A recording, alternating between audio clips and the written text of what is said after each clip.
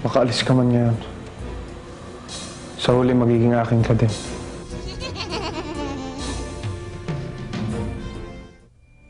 Nangingilabot ako sa nangyari.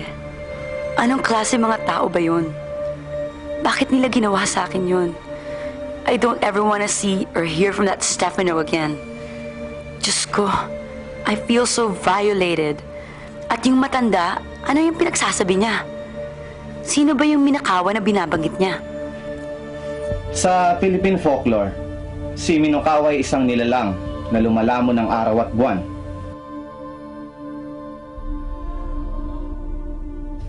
At tayo naman sa kwento ng mga matatanda, may mga kakaibang nilalang o creatures na sumasamba kay Minokawa. Ang mga ito nangunguha ng mga birhing babae tuwing may lunar eclipse at kanilang binubuntis ang mga ito. The gestation period is very short. Sa loob lamang ng 6 na oras ay manganganak ng babae. Pero imbis na pasusuhin nila ang bagong silang, kinukuha ang puso ng mga ina para ipakain sa bata. At isa pa, kailangan nilang mabuntis ang mga biktima habang may lunar eclipse. Dahil pag natapos ang lunar eclipse at hindi pa nila nabubuntis ang mga biktima, matutunaw ang mga ito. Pero ito, kwentong bayan lang naman.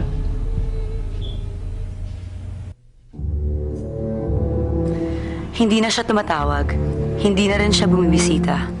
Pero malakas pa rin ang kutob ko na nandyan lang siya sa paligid. Sinusundan ako. Minaman-manan. Yung paranoid, yung very suspicious siya, no? Very suspicious sa ibang tao.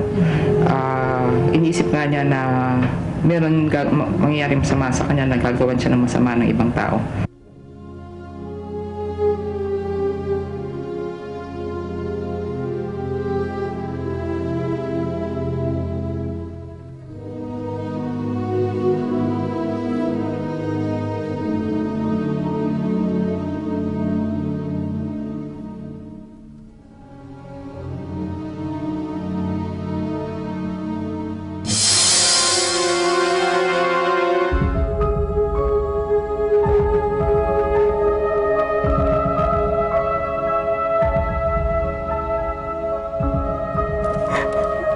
Talaga pwede matulog sa amin? Hindi talaga eh. Alam mo naman pag nandyan si Mami, patwitams effect ako eh. Natakot na ako kay Stefano. Odette, hindi kita maintindihan. Noon, ayaw mo magka-boyfriend. Ngayon na may boyfriend ka, afraid ka naman sa kanya. Aminin mo na. Afraid ka na lang mag-commit.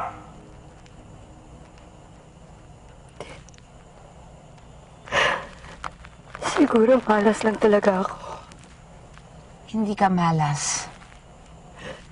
Ikaw ang gumagawa ng ikakamalas mo. Look, Odette. I only met Stefano once. But he seems like a decent guy. Kung ayaw mo, akin na lang siya.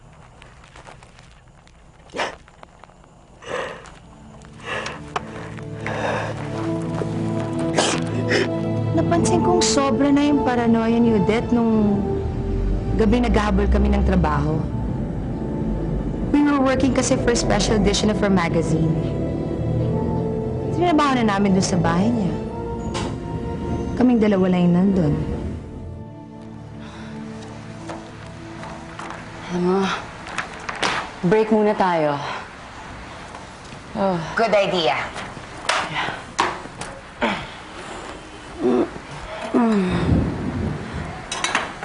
No more coffee.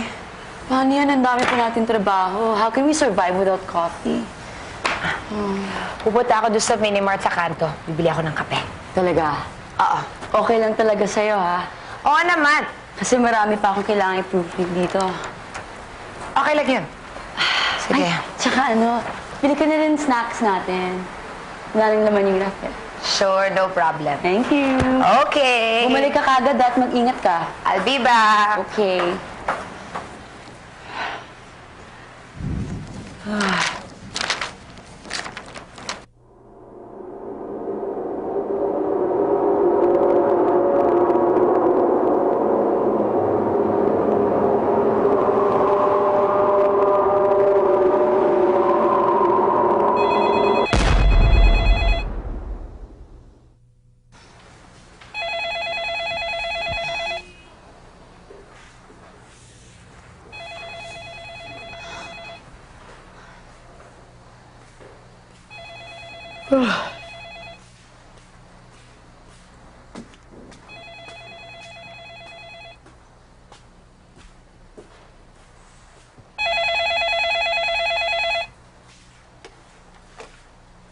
Hello?